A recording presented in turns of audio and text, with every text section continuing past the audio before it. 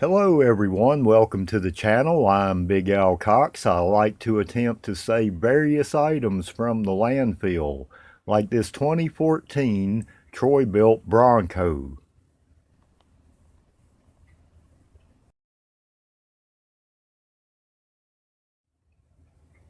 I previously installed new blades, air filter elements, changed the oil and filter and the fuel filter. The owner has since mowed with it a few times. Now the mower won't start. Well, I have determined that the fuel shutoff solenoid mounted in the carburetor's bowl on the bottom is not working. No fuel equals no start.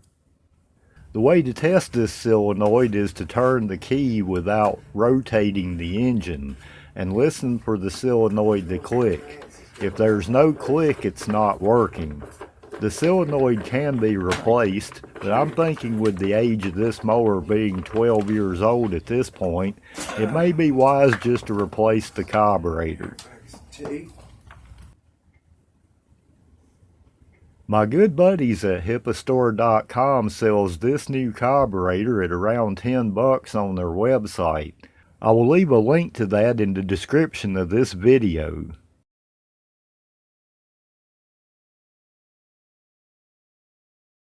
On the airbox back are 3 bolts to remove. I'll start with this 11mm.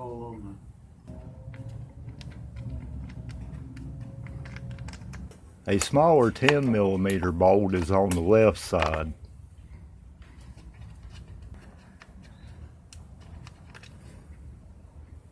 On top of the airbox plate there is an 8mm bolt to remove.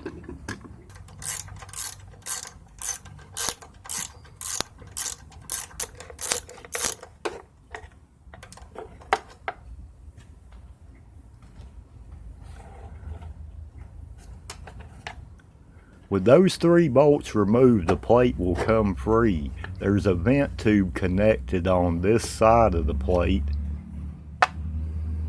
and another vent tube that is connected here.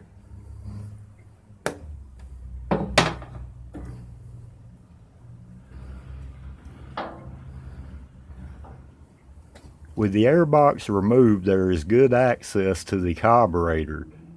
I'm going to disconnect the wire that runs to the solenoid. The carburetor will not slide off the mount studs without hitting the mower frame, so this intake mount has to come off. And that is an 8mm bolt. Take note that the ground wire to the solenoid also connects here.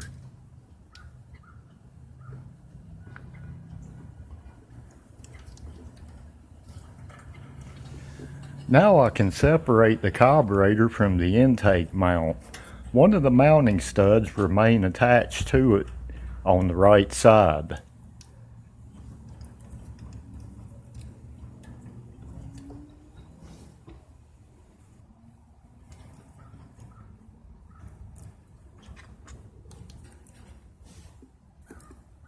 Now the carburetor is free of the machine. Disconnect the fuel line and plug the gas line.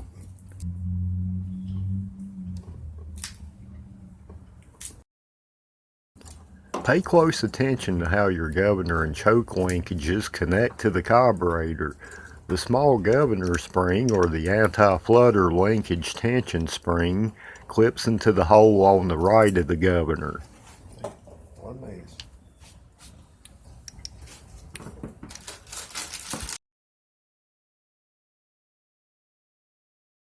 I'm going to treat my new gaskets with my favorite thing, which is Napa axle and bearing grease.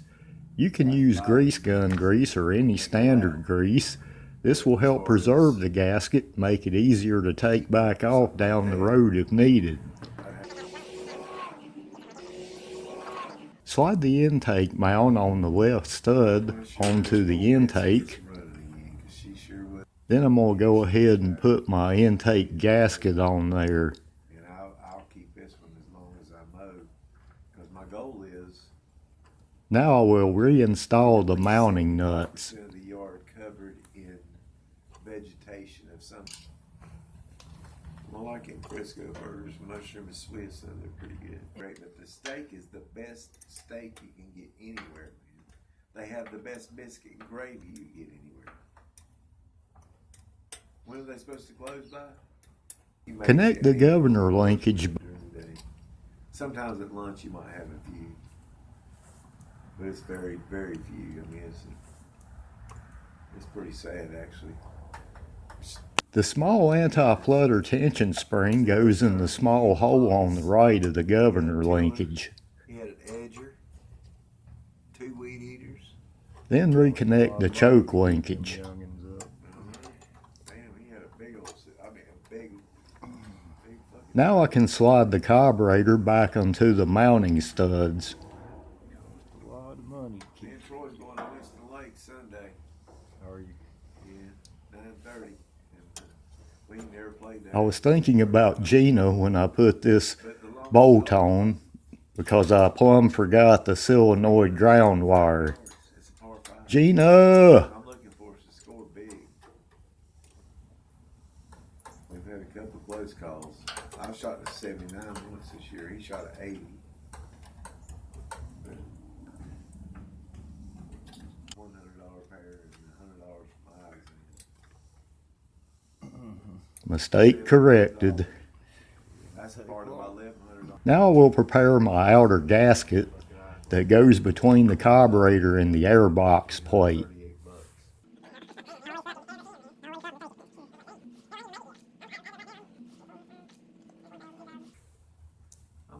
The outer gasket can go on now.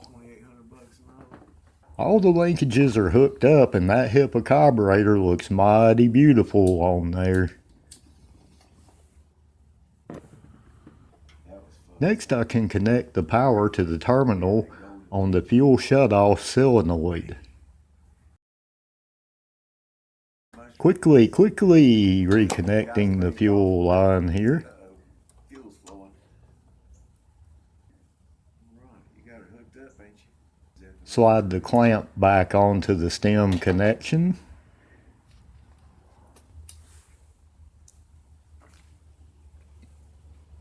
Reconnecting this vent tube. There's also another one I'll show you in a minute. Now I can set the plate back on the mounting studs and reinstall the 8, 10, and 11 millimeter bolts.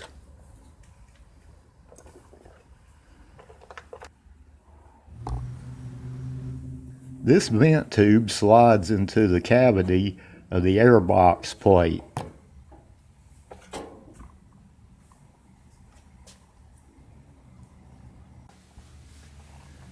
Everything is back in place. New Hipa solenoid carburetor, new gaskets. This unit should fire right up. Reinstalling the top 8 millimeter bolt. Looking good so far. It's time to turn it over and see what happens.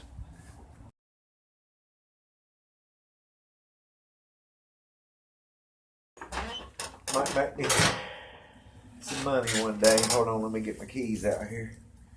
Let's see, is it these? Yeah, that's it. Moment of truth. Alright. This is where I always done it before.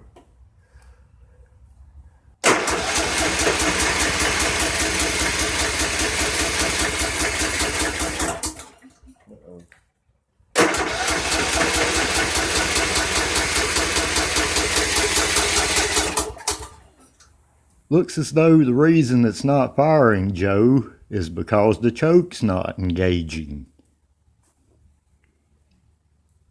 Now to solve that problem, I will have to loosen this nut on the telemetry plate here and adjust the cable and throttle control on the mower to open the choke. But I'm going to play choke control here because I want to test fire the engine right now.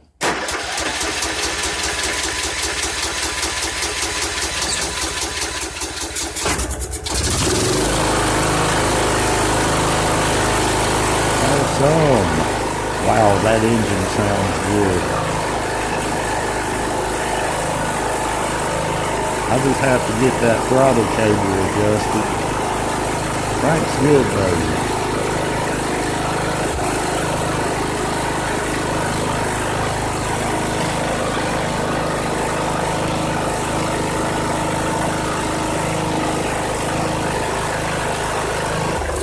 New Hipa carburetor working great. You hood up, pull this lever back right here.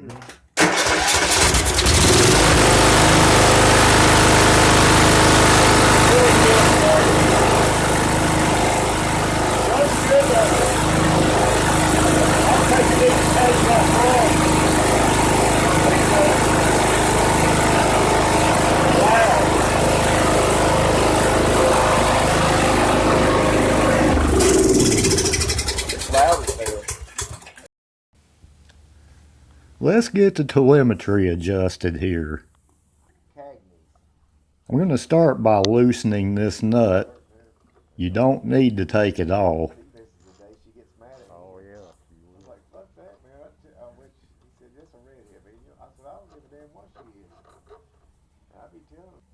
I'm going to set my throttle control on the mower to be set at full choke. I've closed my choke with the lever on the plate. Now I will tighten the nut back down. With the cable pulled a little forward on mine, in my case anyway, then tighten back down, I have full control of my choke again. And I should have full throttle speed control. Okay, let's try it again with the cable control adjusted.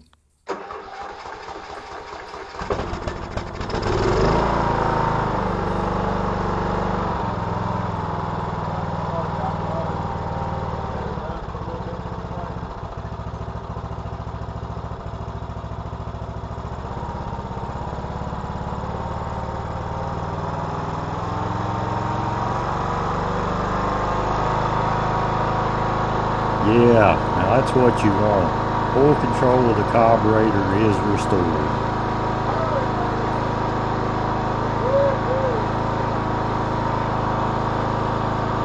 This mower sounds really good. Kohler 17 command.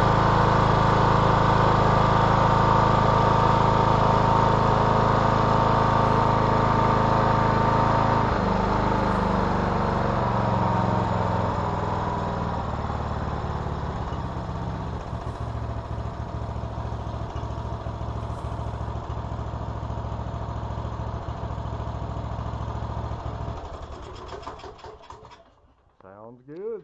What we want. Now we can get the air box and elements back on. All right. Sure, I appreciate that. Now I won't even need to hold this up whenever I'm cranking.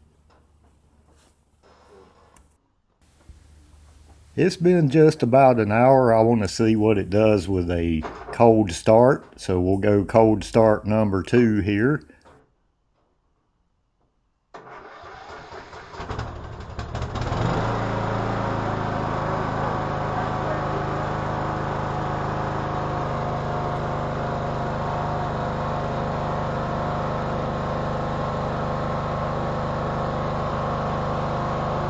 That's great. That new Hipa carburetor saved this Troy-Bilt Bronco. Amazing. How much would a shop have charged for this repair? Probably around $200 or better. Save yourself some money. Hipastore.com.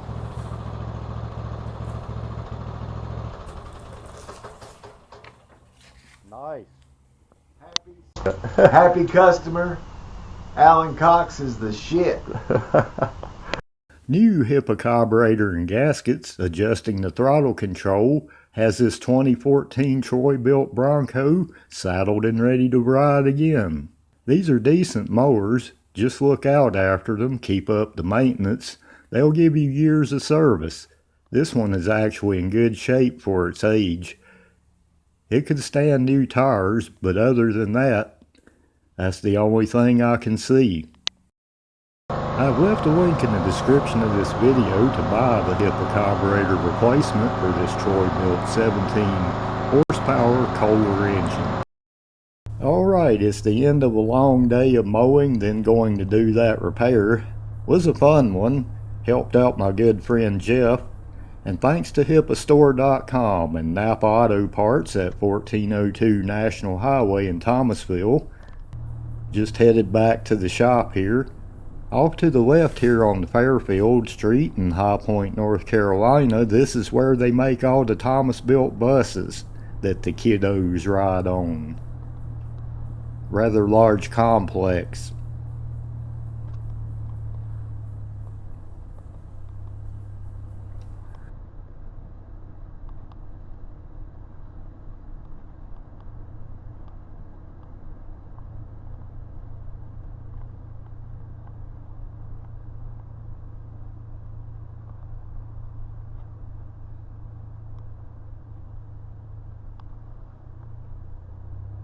Then off to the right here is one of their storage lots. They have a few others around here.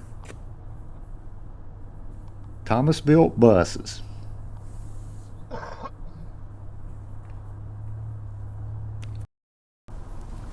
Let me and others know in the comment sections about your experiences with a Troy-Bilt Bronco mower. Thanks for watching. Please like the video if you did. There is a subscription option if you'd like to keep up with the latest videos from this channel. And until the next time, I'm Big Al Cox, and I wish you many blessings from my shop to yours.